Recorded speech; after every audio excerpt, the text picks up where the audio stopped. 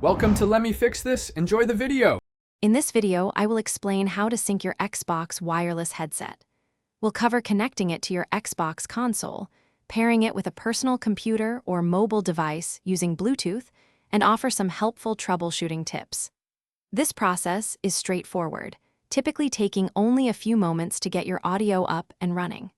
Let's dive in and get your headset connected for an immersive audio experience. To connect to your Xbox console, first ensure both your console and headset are powered on. Locate the green power button on the back of the left ear cup of your headset and press and hold it for about 4 seconds until you hear a repeated pairing tone and the light begins to flash.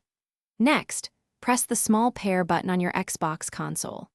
Both lights will stop flashing once they are successfully connected, indicating your headset is ready to use. For connecting to a personal computer or mobile device, power on your headset and hold its power button for 4 seconds to enter Bluetooth pairing mode. The light will flash. On your device, navigate to the Bluetooth settings, scan for new devices, and select Xbox wireless headset from the list. The headset light will become solid when paired. For PC, you can also use an Xbox wireless adapter, sold separately, or a USB-C cable for a direct connection. If you encounter any issues, first ensure your headset is fully charged. A hard reset can often resolve pairing problems. Connect the USB-C cable to your headset, then hold the power and mute buttons simultaneously while quickly plugging the cable into a power source. The headset should power off.